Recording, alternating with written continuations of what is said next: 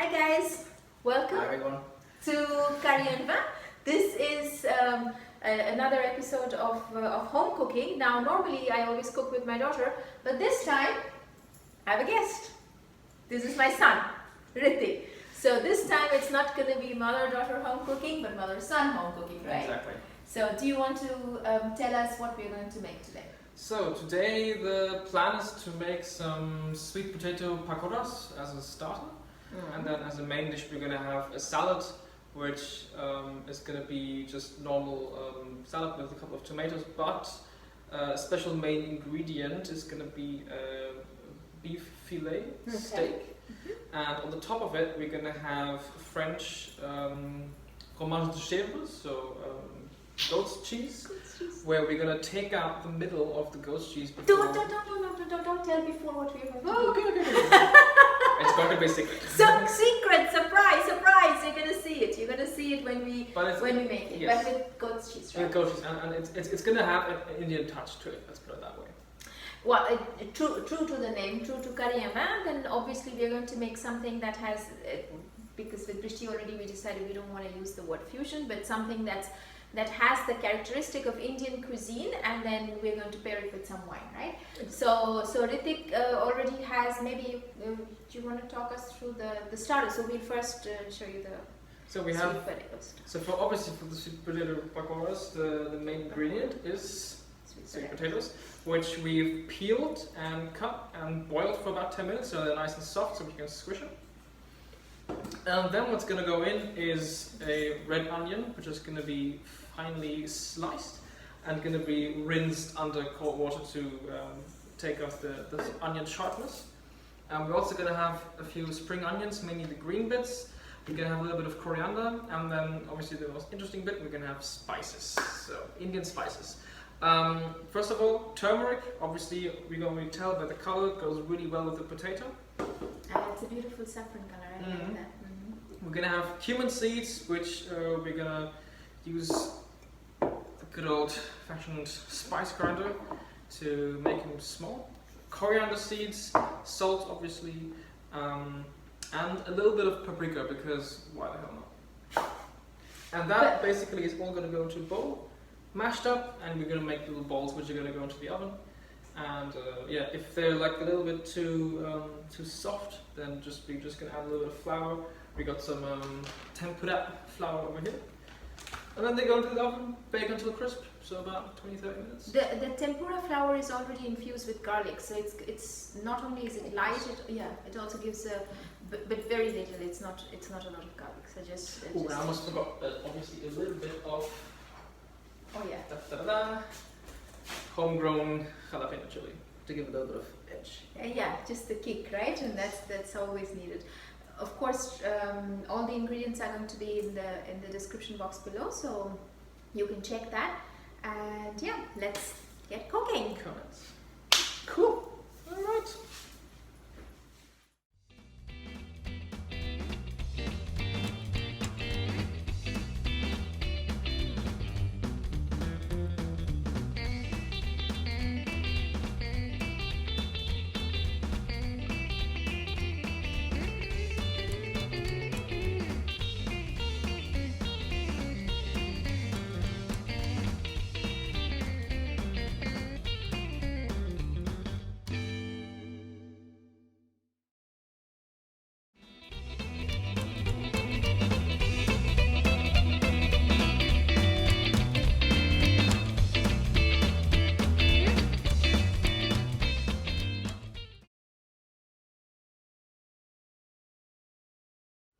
So this is where we just make the dressing for the salad, right? Yes. So all that we did, this is going to be the bed of the main course. So all that we did was that this is just leaves, so all different kinds of salad. The best thing is if you can mix it, because then it looks nice and colorful and beautiful.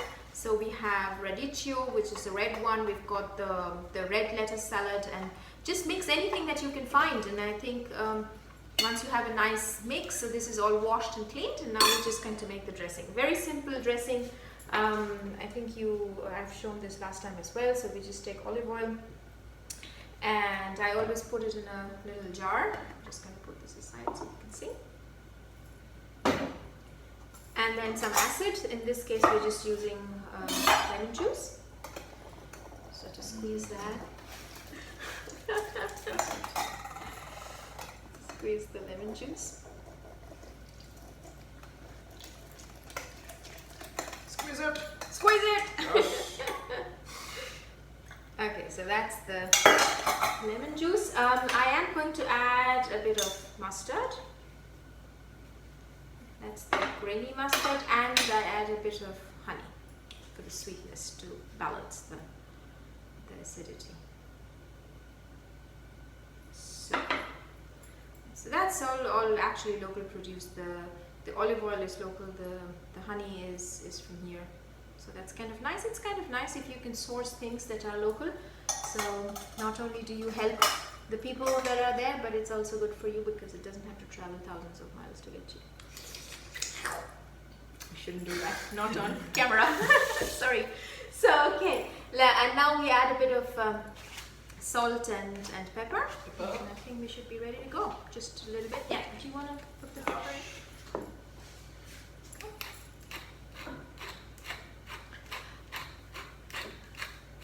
So the ratio is always 1/3, 2/3, right? So olive oil to acid. And now the good thing about a jam jar is you just close the lid and then you can give it a shake. And if it's an excess dressing, just keep it in the fridge for the next time you make salad. So a good old shake. And then we'll just pour it on the salad and eat it. Yeah, basically. So now the actual interesting, lovely bit of the day. So we got 3 little tiny cute fromage chèvre. That's goat's cheese. Lovely. They're quite light, they don't have a very strong flavor because what we're going to do is we're going to cut these in half and we're going to take out the insides, put them into this bowl and then add Indian spices to it. We're going to add again cumin seeds, we're going to add again coriander seeds, we're not going to add the paprika this time, we're going to add lots of turmeric, that's going to also give it a really nice color, and we're going to add sesame seeds, and obviously salt and pepper. And then we're going to mix it up in this bowl and we're going to put the mixture back into the shell of the cheese. And that cheese is going to go onto, into the pan. These are some beef fillets. And what's going to happen is the cheese is obviously going to melt a little bit and it's going to go gooey and it's going to have the Indian flavor to it and it's just going to be really sick. Nice. Do you think that we can use another alternative, like for example, if people can't get to this goat's cheese, what other thing can be used instead of goat's cheese? I guess you can use any cheese which doesn't have a very strong flavor to it. You can also use cow cheese or sheep cheese. I mean, if you can get your hands on something that's got a sort of crusty shell, where you can, take it out and put it back inside again so it retains its shape, that's obviously really cool. But if you only have access to cheese which is like sort of a little bit firmer than cream cheese, you can probably just like shape it in a similar shape and then put it onto the steak and it's going to be also super lovely. Okay. Alright, do you want me to bash up the spices? Yes, please. Yes, please. So we're going to take the knife, cut in the middle.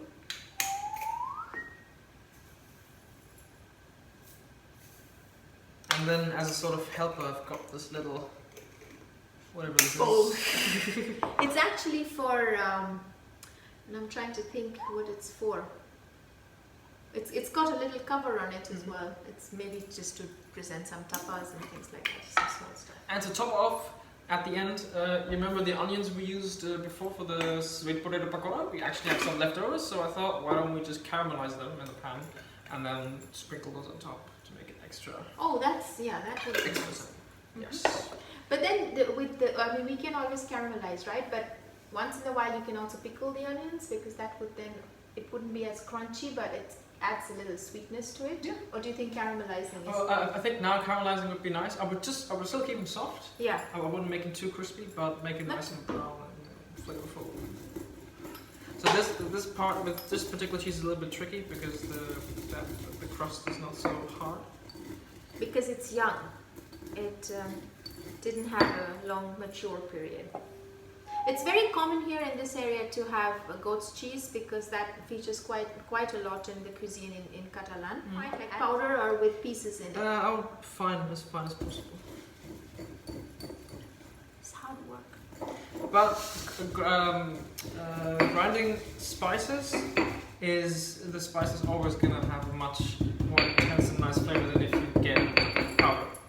You know what I was thinking? I was thinking maybe to use parts of the spices to also spice up the meat. Ooh, there we go. But just a little bit, because I really don't want to put a lot of spices in the meat. Just salt, pepper, a bit of oil, and then I would add a bit of this mixture and some salt and some pepper. Number 2 of 6. This was just an idea I had. I thought, yeah, let's try it out. I think it's cool. Yeah, boy. Yeah, this is about experimenting, about cooking together, having fun, having the family there, and enjoy the process of cooking, because that's what it's about, right? And we really like doing that. So that's the pepper. Now the salt is gone. No, it's here.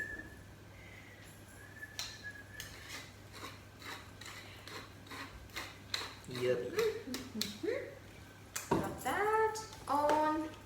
A bit of oil, just so that the spices stick to the meat. And that's it. Okay.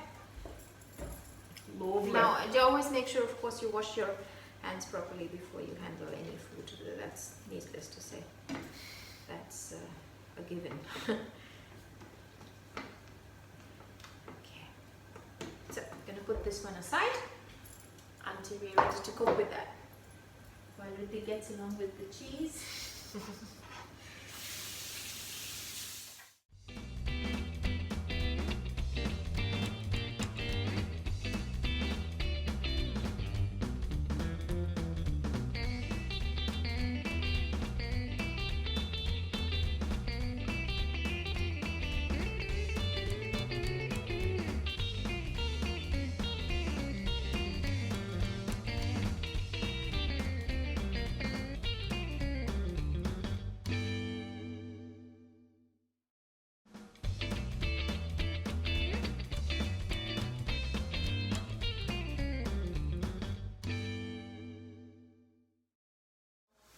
The lovely little Pots of spicy goat cheese.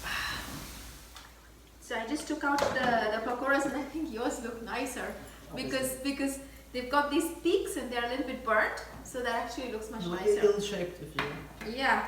So let's take a spatula just to take this out.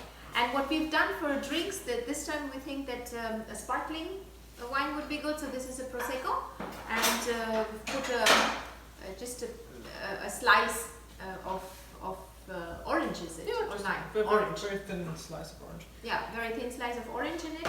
And yeah, and I think that is a very nice thing to have for summer, and this is a good starter. Just sticking a bit. Third plate, because we have a camera woman.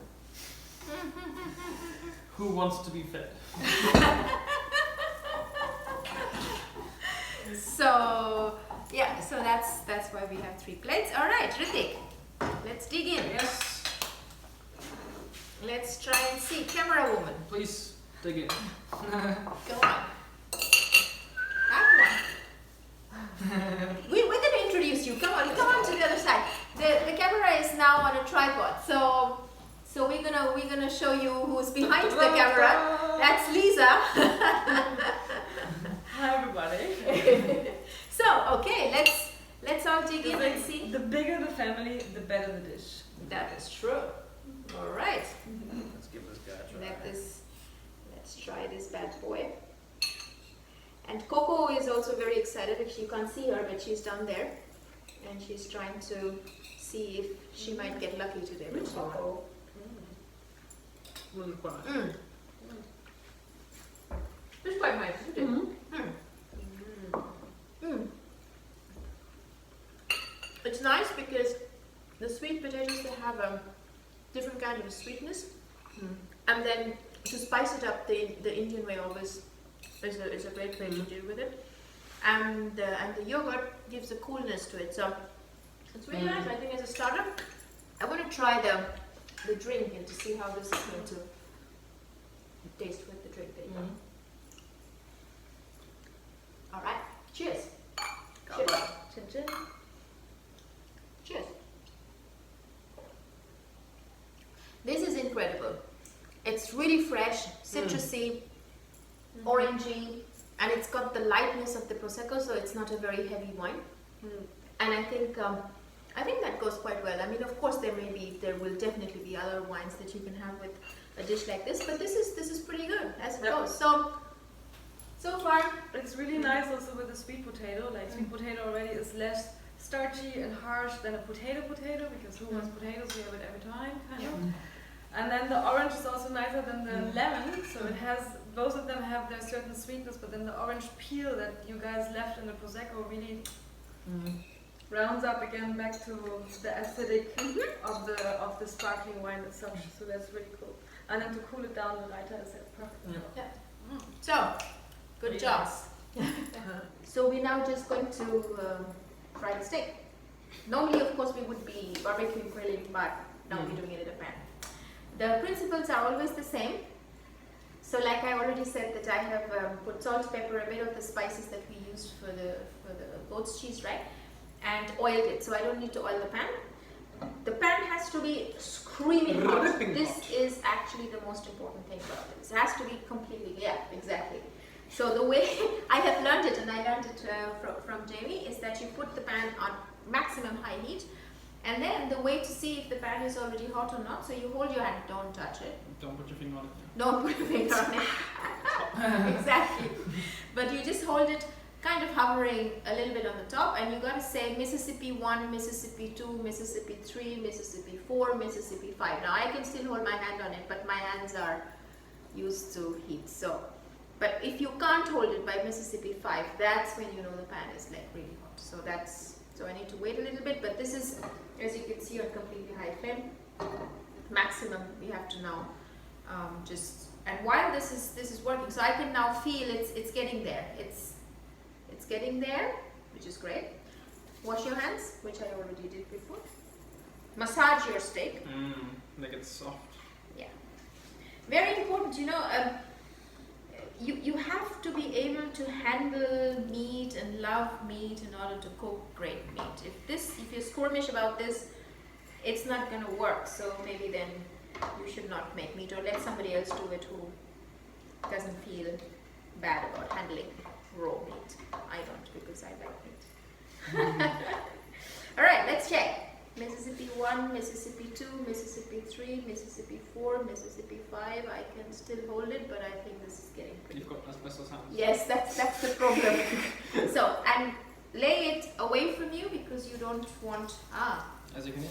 Oh, yes. And then what I do is that I just take my hand, very careful, and just press it down a little bit, so every part of the meat actually touches the top surface, right? They have to have a similar thickness, because you want them to be cooked at the same time. This is also equally important. Lay it in and kind of press it down. This is a smaller bit. I'm going to put it in, I'm going to take it out a lot earlier. So press it down, keep pressing it down, pressing it down, pressing it down. I'm just going to wash my hands. So one of the things to do, so what happens is that when the steak hits the hot iron, or the hot pan, so the heat starts to rise, and you can see it from the outside. You can see that it's beginning to color, and once it gets kind of like halfway through, that's when I flip it around. So judging by the thickness of the steak, so I would flip it now. And one of the things is that we in our family, we tend to eat medium rare. So you have to learn what kind of how you want it done. So that's entirely your choice. This is ours. This is how we like to eat steak. So I've now turned it. It's got a nice color to it. Now when I press it, it's got a very good bounce, which means that's raw. And this is also another thing that I learned. So you can tell how the meat is done. So if you just put your fingers like this and you press here, and if that's the consistency of the meat, then this is rare. This is really just, you just put it in and cook it out. So nothing more to it. Then you take your middle finger and you press that. Now that's kind of getting medium rare. Then you take this one and you press it, so that's medium, and then when you press that, that's well done.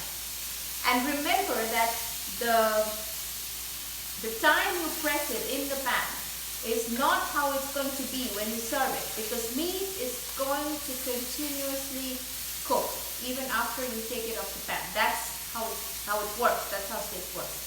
So basically, you kind of, if you want to have well done, you kind of take it out when it's between medium and well done, and you let it rest. So we're going to do the same thing, but this is rare. I never ever puncture meat because I don't want the juices to run out. That would be very silly. Now the small bit, I can take it out, and now it's going to rest. Nothing's going to happen to it.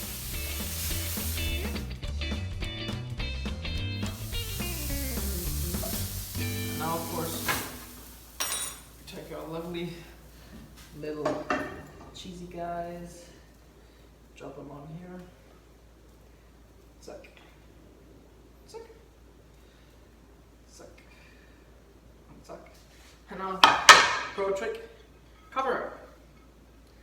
So the heat stays inside, the cheese gets sort of soft. A little softer. So it's serving two purposes. One is for the meat to rest, which is very important, and secondly for the cheese to sort of ease a little bit into the meat, so that there is not a massive contrast. It's not going to melt completely, but No. it's going to be a little bit nice and soft. Okay, so let's.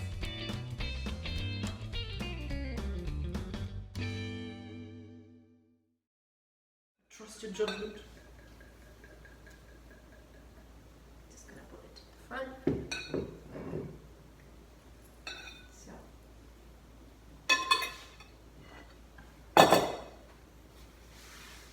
So the first, of course, it's. I know it sounds a little pretentious to do it this way, but it really is very nice to have the first hit of fruit. This is extremely fruity, but this is characteristic of wine from this area. It's very, very fruity, so you always get berries and you get currants and you get sometimes even plum, and this I think has a marvelous, so the nose, the first thing that hits you is The nose. it is, yeah, it's beautiful, and I really, really like the color. And the wines from this area have a very high alcohol content, and it's because the Mediterranean, you know, is an area with a lot of sun. Also the grape varieties make a difference. I'm not a wine expert, I just like to drink, so please don't quote me on any of these things. So now I'm going to taste it.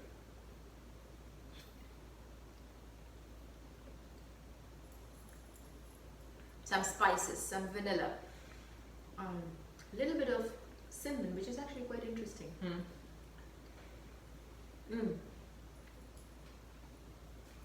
Now let me show you what this is.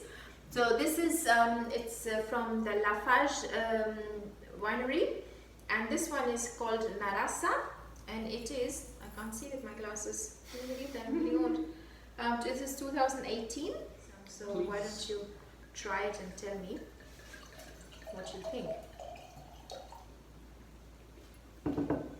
Voila.